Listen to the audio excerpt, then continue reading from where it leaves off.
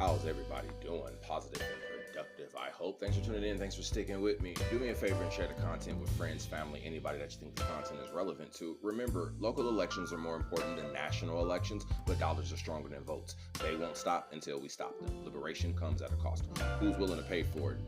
So thank God for Twitter and a few other major outlets that allow free speech and independent journalism. Shout out to Nick Shirley, especially here in California. But really quickly, ladies and gentlemen, so a lot of my fans, subscribers, viewers, etc. have asked the question, well, why did this guy do, one, do I think it was staged? And then two, why did this guy even have the idea, or where would he even get the idea to even try to do something as crazy as assassinating the president or top members of the echelon in the Trump administration? And my answer to that is from mainstream media. That's my answer. And a lot of people don't understand it, but a lot of times I think we're getting the soft message. We hear it, but we don't perceive it or accept it. So let me put it in, not in a microcosm, because I don't want to put the macro before the micro, because you got to put the micro before the macro. Shout out to AOC. But just really quickly, let's look at this, ladies and gentlemen. Now, where would a regular, ordinary teacher get an idea to assassinate the president? When was the last time an actor assassinated a president? We're still going to have to go out and put a bullet in Donald Trump. Where is John Wilkes Booth when you need him? That's it right there. I have thought an awful lot about blowing up the White House. Yeah, but those are actors and stuff, right? They're not regular people. People are saying it's gonna happen this weekend and they're buying champagne or whatever. I want to remind everybody that we need to make sure that they don't bury it. We need to hang it out front of the White House for the birds to pick clean. The party of love and tolerance. So not only does he want it to happen, he wants the corpse to be on full display so the birds can pick at it. It's coming. We're all gonna wake up one morning and roll over and grab our phones. No, headlines right there. It's gonna happen. It was a great video where you talked about, you know, someone has to do it. See, when I say that, everyone knows exactly what I mean. I will go and take Trump out. Ever since Charlie Kirk was assassinated, I will never be surprised by the disgusting nature of it. And, you know, just really quickly, the video is pretty much over. But here's the funny thing, right? Because I could bring up in specific instances of Democrats and Republicans referring to the political climate as a bloodbath in multiple aspects. But yet when Trump said it, it was associated to a direct attribute of violence. But yet when people, elected officials, delegates, content creators, media outlets, you know, various people like that suggest and say someone needs to take Trump out. And when I say someone needs to do it, you know what I'm talking about. I think a lot about killing Donald Trump. When people regurgitate this rhetoric on mainstream media and the viewers get to hear it and it goes unchecked, no one ever calls people out for saying these type of things. So when we say, well, where did this guy get this ideology, or where did he get the idea to maybe carry out one of these things? Well, you got Madonna, you got Johnny Depp, you got Maxine Waters, you know, just a few that were surmised in this video here, who are suggesting, implementing, and telling people. We saw after very shortly after the first Trump assassination with I forget the redhead lady's name. I forget. And she's pretty funny. I'm not gonna lie. You know, she had her moments where she was pretty funny. And so I'm not gonna say because she said one thing now that diminishes her whole career, or I don't agree with anything she's ever said, or I walk everything back. No, I don't live my life like that. You know, and I'm sorry that you guys do, right? So for instance, let's say you agreed with me on stock picks, or you agreed with me on whatever you agreed with me on. But because of my viewpoints on illegal immigration, well, you know, now you're going to say, well, I don't listen to him no way. And his stock picks was stupid. And he never gave me no information that was, It's almost like that time when, you've always been there for your cousin, and, you've always been there for them for the majority when you could, right? But then that one time when you say, hey, I don't got the $100 right now, I can't let you borrow any money, and then they throw a hissy fit and say, nobody ain't never been there for me. Y'all ain't never there for me. It's like never. It's like because this one instance, now we attribute it to never or always. And I hate that we're that way in society, and we let our emotions get the best of us, that we don't really want to have the real life conversation.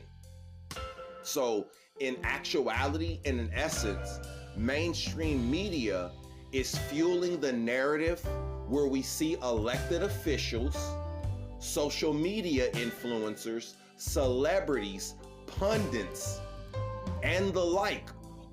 And listen, people could have their ideology, but I think when your ideology invokes harm on another person, we shouldn't champion and revel in that, nor should we platform that.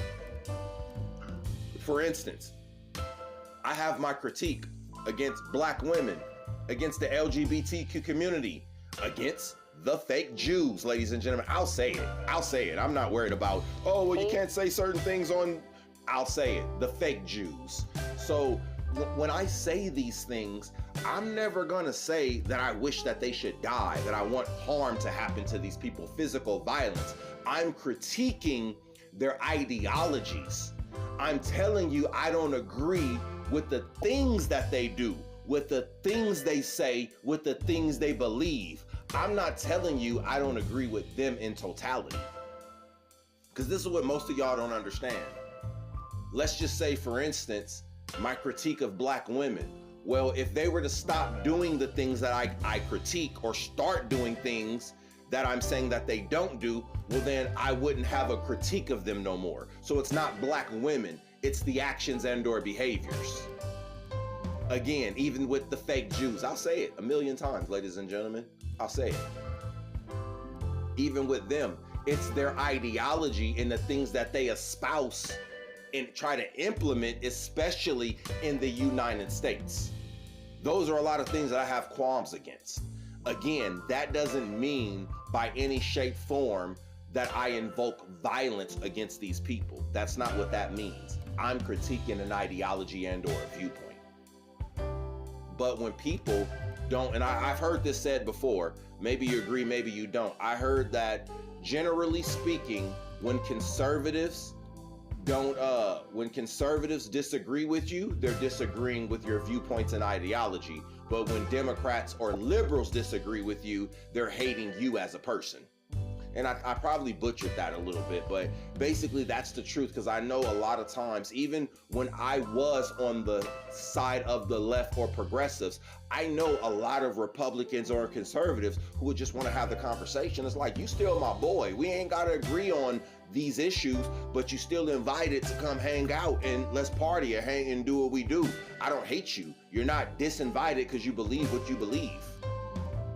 And you don't have to believe what I believe.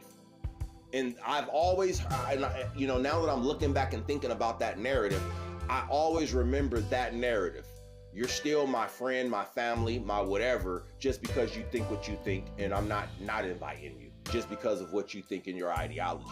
But on the flip side of that, ladies and gentlemen, and we can throw COVID out of this, I know people who would not tell people about parties, functions, invite them certain places for the sole basis of they're a conservative or they're a Trump supporter. And oh, well, what's up with your brother-in-law? What's up with your, oh man, fuck him, he a Trump supporter, I ain't inviting him. That's the only reason, and we've heard this, and a lot of you guys know, you've said it yourselves. You've said it. You are that person that said, I'm gonna exclude them just on the fact that they support Donald Trump. Not the fact that, you know what, when we come to the party and we're gonna watch the football game, they're not gonna watch the football game, they're gonna bring up politics. Why is it that me as a conservative, a Trump supporter, when people tell me that they don't do politics or they don't get into it, I don't bring it up, but then they always ask me, well, what do you think about this? Well, what Trump said about this? It's like, if you don't do it, why are you asking me? I don't understand, why do you care about my opinion about what Trump did if you say you don't care? But see, a lot of you guys, and here's the thing, This is what happens when women raise children by themselves.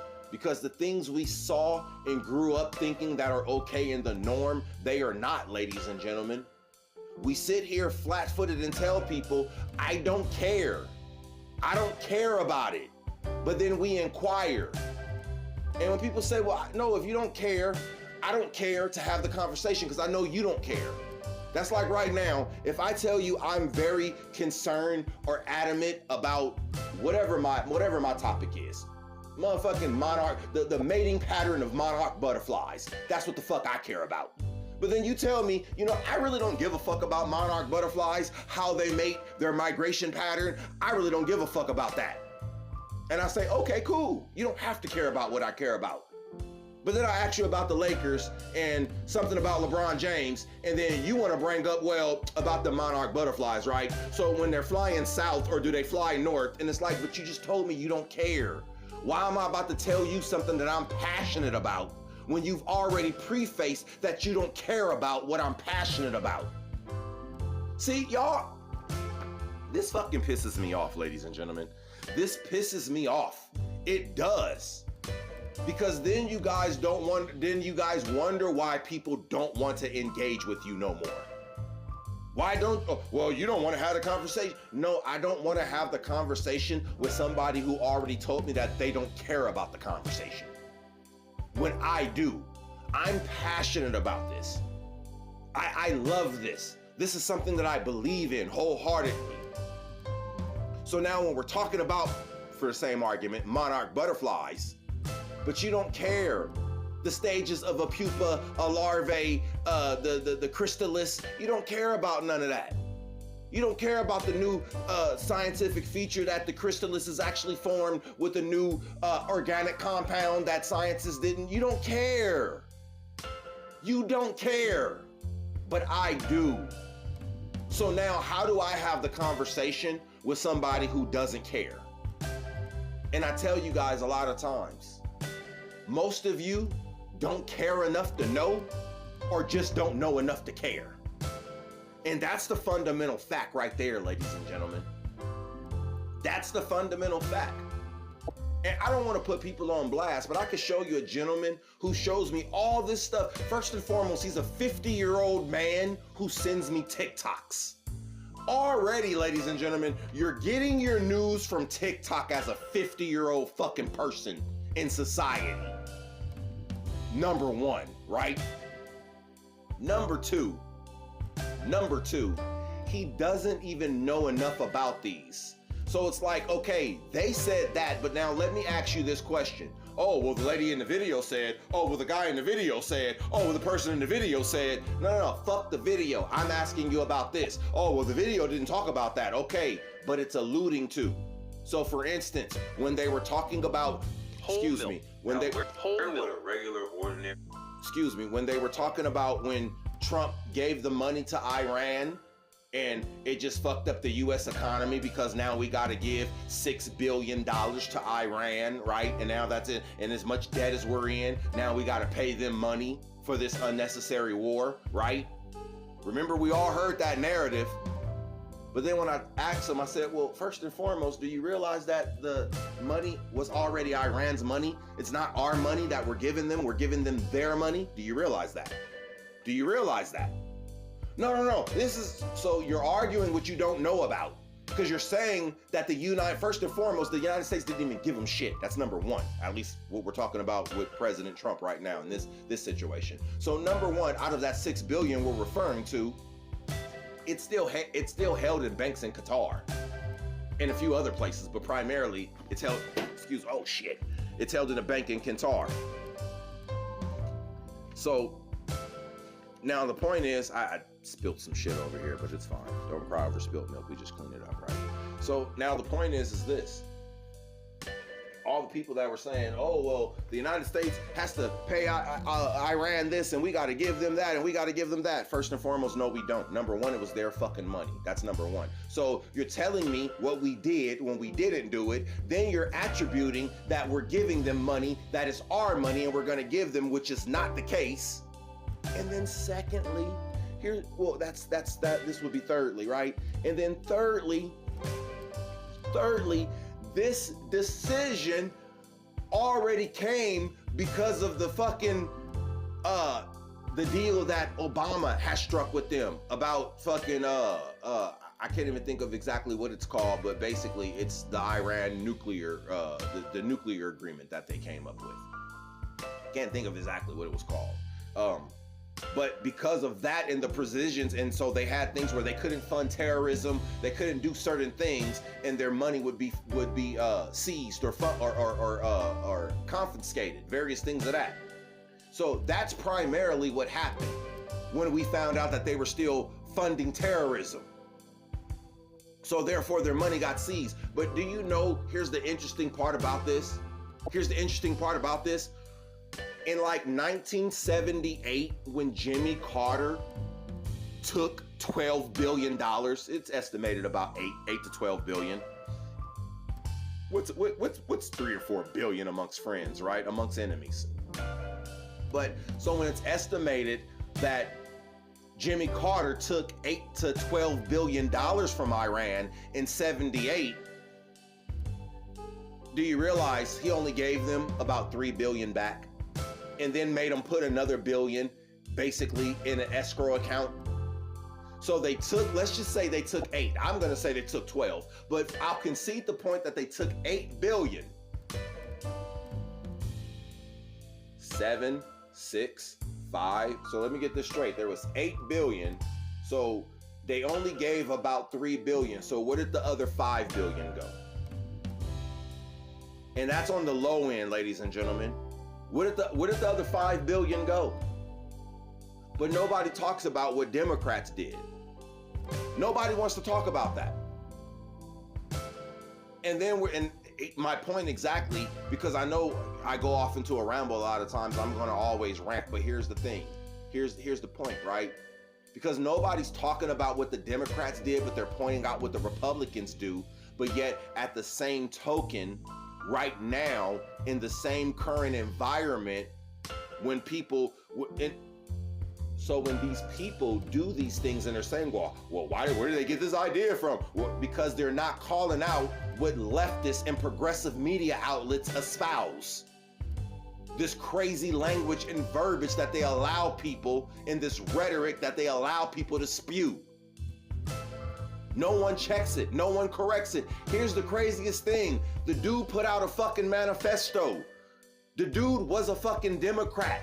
The dude donated to Kamala Harris. We know he said why he's doing what he's doing. And you know what mainstream media is saying? Well, we don't know. We don't know. You know why you don't know? I'll tell you why y'all don't know. You know why y'all don't know? Because with the information we just found out with the SPLC, the Southern Poverty Law Center, with the information we just found out, the reason why they don't fucking know, because it wasn't a paid propagandist that committed the fucking act. That's why they don't fucking know. You see? Oh, they know it was racism January 6th, because you know why? They fucking paid for it. And they had FBI informants in there. Fucking undercover FBI agents, and they still won't tell us how many fucking undercover agents were there. The Biden administration still won't tell us that. Also, Charlottesville, we got proof that the SPLC paid white supremacists to go down there and do the shit. We got proof to the tune of almost $3 million that the SPLC was funding KKK, white supremacists, and neo-Nazis. So when something happened, you know why they were quick to call it out as neo-Nazis and white supremacists? Because they know they were doing it because they fucking paid them to do it. That's why they were quick to call it out. Oh no, this is neo-Nazis. Oh no, this is white supremacy. Oh no, this is, yeah, because we fucking paid them. We know. But now when a lone gunman goes and does some shit, well, we don't know why he did it. We don't know why, because shit, we didn't pay nobody to do this shit. So we don't fucking know. We don't know. We didn't pay them. But when we pay them, we know why they doing it. And here's the crazy part. I think I may have said this in another video, ladies and gentlemen. I probably said this in another video. You know, listen, and maybe you guys might have a problem with this, but I don't, right? This is my ideology and my viewpoint. If it was true that the Southern Poverty Law Center was paying Ku Klux Klan members and neo-Nazis and these people, right? So innocent until proven guilty, but the facts are very damaging right now, but still innocent until proven guilty. But my point is this: if it were true that they were paying these people, but they were paying these people for the sole discretion or for the sole reasoning of going to live in obscurity away from everybody else, mainstream society, so they don't continue to put their viewpoint in society, I would kind of be okay with that. I know a lot of y'all like, what? Wait, what the fuck are you saying? Yeah, I know you guys don't think enough to have critical thought. So, but here's the point, I'll say it slowly. If the SPLC was paying the neo-Nazis to go live in the middle of nowhere and in the boondocks and stay away from everybody, I would be okay with that. I would. I'm not saying you have to be. I'm just saying I would, because then I wouldn't have to deal with them. We wouldn't have to deal with them. Society, the world, they would just be where they are, existing where they are, and they would be cool over there. First and foremost, I don't wish death or bad on nobody.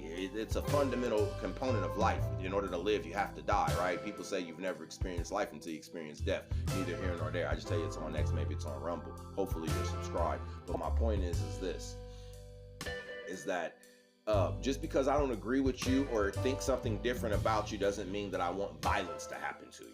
Now, if you are doing violence or causing pain and suffering of others, and the only way that may be to stop that is violence, then I am for that. 100% full stop. It's not even a thought. It's not even a thought.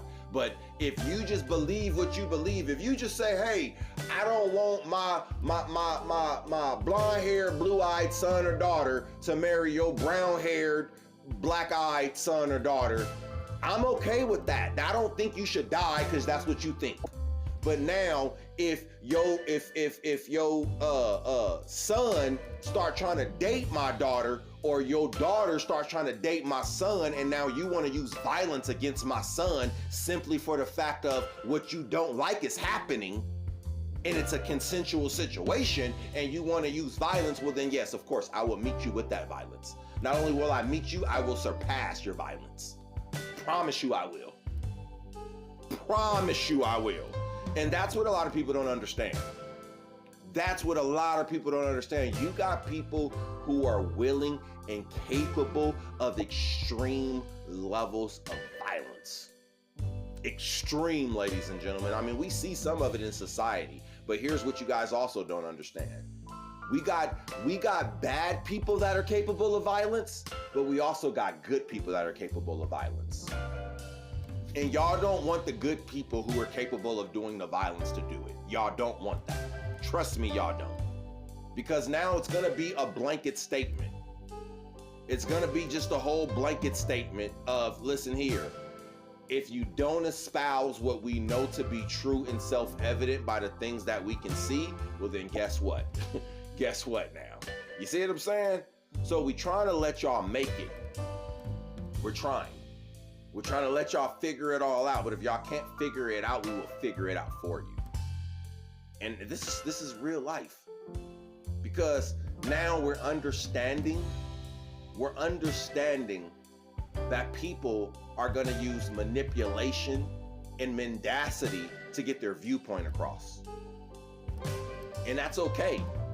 Because if you want to be mendacious about it, well then I'll just still be voracious. And in my voracious and in my veracity, I will be very violent. And I'll let you know that up front. So again, ladies and gentlemen, I gotta do more long form content, and this was mid form, right? I think my longer form should be even longer than what it has been being, even though we've been hitting over the hour mark, even some an hour and 20 minutes, give or take, and I appreciate you guys. If you guys watch the video for the full end, drop 3 purple hearts in the comment section. It's like my algorithm is asking for my viewership to do certain things. I see you guys view, YouTube sees you guys view, but now we need you to do more than just watch the video, right? We need likes, we need thumbs up, we need comments. More specifically, just so we know, or YouTube knows, that it's not robots or I'm manipulating the numbers or something, I need for you guys to actually listen to me here and drop purple hearts in the comment section, so that therefore the algorithm can understand that it's real people watching, liking my videos, various things of that nature. So again, I can keep going on and on, but I don't want to anymore. I got more stuff that I do need to do, but I did want to talk about this. And honestly, I was only going to make a short or a real form of video about this, but I think a lot of the things that I just unpacked here, I think they're good conversation starters, and they need to be. But realistically, if you take away a few different things from what I just said, you know, throw the Democrats, Republicans, throw, how did this ideology get into play? Throw all of that out the window. Throw all of that out the window. If you take away anything from what I've just said, remember these things, ladies and gentlemen. The family and your friends who have been there for you when you were younger, coming up in life, trying to figure it out, whether we agree or disagree on certain issues or not. Those people are the people that we should be trying to talk to and have conversations with. Not to change each other's mind, but just to have a level of humanity, respect, and decency, so that therefore in society, we will never be able to be co-opted and manipulated by mainstream media, corporations, oligarchs, or anyone. Because you as my brother, you as my sister, you as my uncle will always be that, regardless of what you believe, regardless of what I believe, and regardless of what they tell us. As always, ladies and gentlemen, please stay positive. Please stay productive. Remember, local elections are more important than national elections, but dollars are stronger than votes. They won't stop until we stop them. Liberation comes at a cost. Who's willing to pay for it?